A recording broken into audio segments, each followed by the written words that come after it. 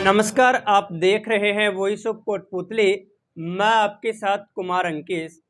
4 जून को लोकसभा आम चुनाव के परिणाम चौंकाने वाले सामने आए हैं कि लोग इस परिणाम के आने के बाद चौंके, लेकिन एक नेता था जिसने लोकसभा चुनाव के मतदान होने से पूर्व ही, जिस समय तमाम मीडिया चैनल और तमाम ओपिनियन पोल भाजपा को 400 पार या 400 के आसपास सीटें दे रहे थे, उस दौर में भाजपा के एक पूर्व नेता जो राजीव गांधी के निजी सचिव के खास रहे किसी जमाने में, भैरों सिंह शेखावत, और पूर्व मुख्यमंत्री वसुंधरा राजे सिंधिया के बेहद करीबी माने जाने वाले वो नेता, जिन्होंने राजस्थान के प्रथम चरण के मतदान से एक दिन पूर्व ही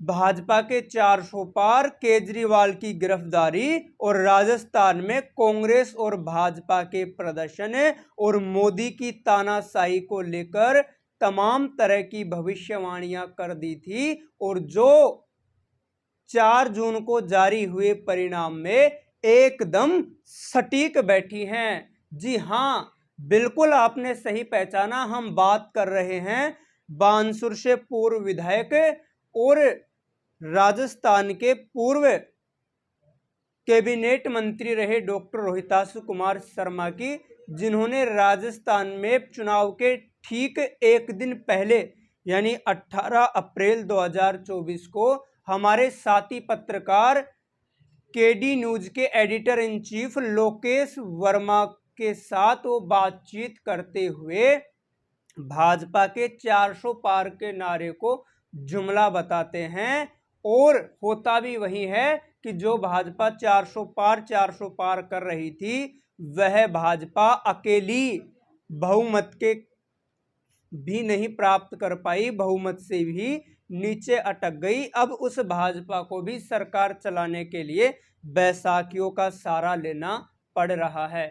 पहले आप सुनिए पूर्व मंत्री डॉक्टर शर्मा का वह बयान, जिसमें उन्होंने शाह मोदी द्वारा दिए गए 400 पार के नारे को लोगों का ध्यान आकर्षित करने के लिए दिया गया जुमला बताया था। मोदी जी की जो इलेक्शन की स्ट्रेटजी थी, अमित शाह मोदी की, उन्होंने 400 पार का नारा दिया।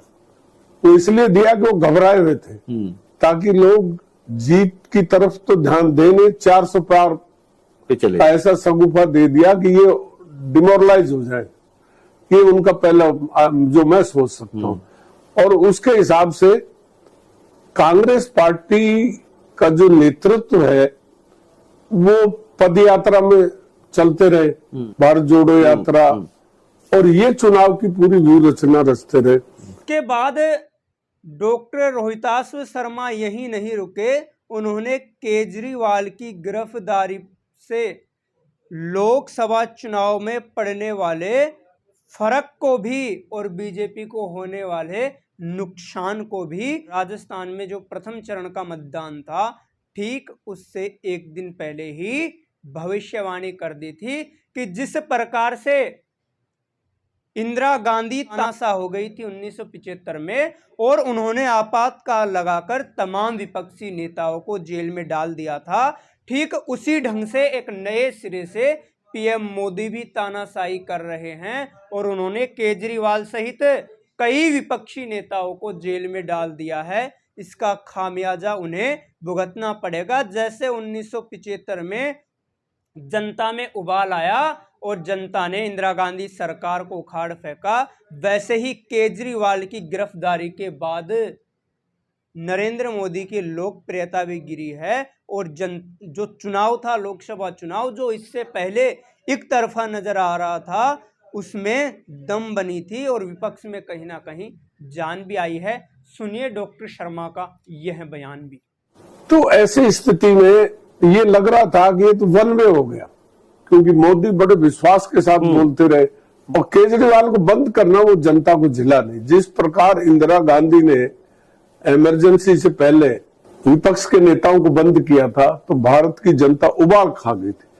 ठीक इसी तरह से ये अंडर करंट आया कि ये तो तानाशाही की ओर बढ़ रहा है और फिर धीरे धीरे एक सन्नाटा सा है। इस बयान में डॉक्टर शर्मा कहते हुए नजर आ रहे हैं कि केजरीवाल की गिरफ्तारी से भाजपा को नुकसान होगा और इसको विपक्ष को इसकी सहानुभूति मिलेगी और चुनाव परिणाम में यह बात साबित भी हो गई कि केजरीवाल और तमाम विपक्षी नेताओं की गिरफ्तारियों के बाद विपक्ष के प्रति लोगों की संवेदनाएं बनी।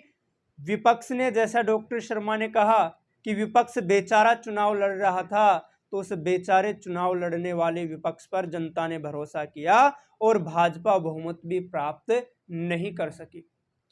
तीसरा बयान जो चर्चाओं में है डॉक्टर शर्मा का, वो बयान है कि उन्होंने राजस्थान में प्रथम चरण के मतदान दिवस के एक दिन पूर्व ही केडी न्यूज में साक्षात्कार देते हुए ऐसी 9 सीटें गिनाई थी जिनमें आंकड़े जो उन्होंने गिनाया वही आए हैं। अगर एक जयपुर ग्रामीण सीट को छोड़ दे तो पहले वह बयान सुनिए डॉक्टर शर्मा का, जहां उन्होंने कुछ सीटों को लेकर भविष्यवाणी कही थी कि किस सीट पर कौन विजेता होगा।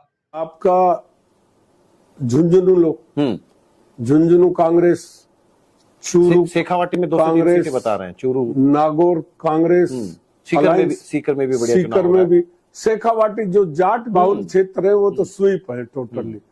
और हमारे दौसा, अलवर, टोंक, ये भी अलवर में नहीं कह रहा, अच्छा, अलवर के बारे में नहीं कर सकता, जो ग्रामीण है वो कांग्रेस की पक्की जाएगी।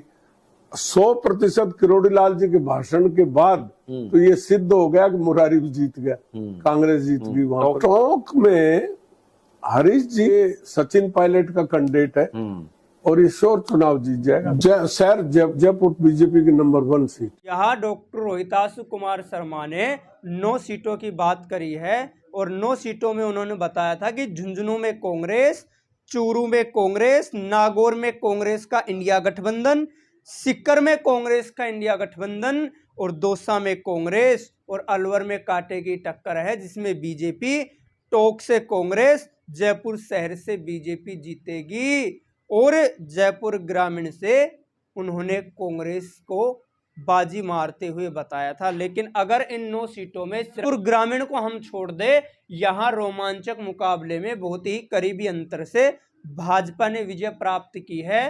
कांग्रेस प्रत्याशी महज 1600 कुछ वोटों से यहाँ पे चुनाव आ रहे हैं। इससे को छोड़ के जो 8 सीटें हैं वहां पर डॉक्टर रोहितासु कुमार शर्मा ने जो भविष्यवाणी की वह एकदम सटीक बैठी है। डॉक्टर रोहितासु कुमार शर्मा के विश्लेषण के अनुसार ही झुंझुनू से कांग्रेस, चूरू से कांग्रेस, नागौर से गठबंधन इंडिया, सीकर से इंडिया गठबंधन, दौसा से कांग्रेस, अलवर से बीजेपी, टोंक से कांग्रेस और जयपुर शहर से बीजेपी ने विजय प्राप्त की है। तो क्या डॉक्टर रोहितासु कुमार शर्मा को पहले ही पता था कि जो मीडिया दिखा रही है, जो माहौल देश में दिखाया जा रहा है, जो तमाम ओपिनियन पोल दिखा रहे हैं, जो चीज़ें सोशल मीडिया पर और भाजपा की आईटी सेल द्वारा दिखाई जा रही हैं, कहीं ना कहीं उनमें और सच्चाई में अंतर है। तो जो तीनों बड़ी बातें डॉक्टर शर्मा ने अपने साक्षात्कार में कही, वो तीनों ही बातें सही साबित हुई है। तो इससे हम यह बात तो स्पष्ट तौर से कह सकते हैं कि पिछले 40 वर्षों से राजस्थान की राजनीति में डॉक्टर शर्मा की प्रासंगिकता बनी हुई है और यह बात उनकी जो राजनीतिक समझ है, उनकी जो राजनीतिक सूझबूझ है, उनका जो राजनीतिक विश्लेषण है, वो इस लोकसभा चुनाव में सही साबित हुआ है। जहां एक और तमाम एग्जिट पोल, तमाम ओपिनियन पोल, तमाम राजनीतिक जो बड़े विश्लेषक थे उनके विश्लेषण, उनके आकलन और सोशल मीडिया पर जो चीज़ें चल रही थी वह यहाँ पे गलत साबित हुई हैं। भाजपा 400 पार के बजाय 240 पे ही अटक गए हैं। लेकिन दूसरी ओर जो पूर्व मंत्री डॉक्टर रोहितासु कुमार शर्मा ने कहा वो सारी बातें सही साबित हुई है। तो क्या डॉक्टर रोहितासु कुमार शर्मा ने पहले ही जो भविष्यवाणी करी थी डॉक्टर शर्मा को पहले ही पता था और वह प्रदेश की और देश की हवा को भाप गए थे कि इस बार भाजपा को 400 पार नहीं सरकार बनाने में भी मशक्कत करनी पड़ेगी। आखिरकार डॉक्टर शर्मा के विश्लेषण और उसके बाद आए परिणाम पर आपकी क्या है राय, कमेंट बॉक्स में अवश्य रखें।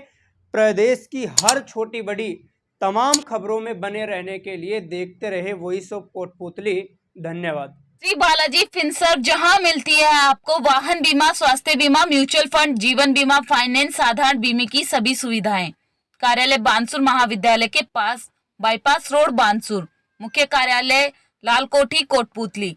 अधिक जानकारी के लिए संपर्क करें 8302367656।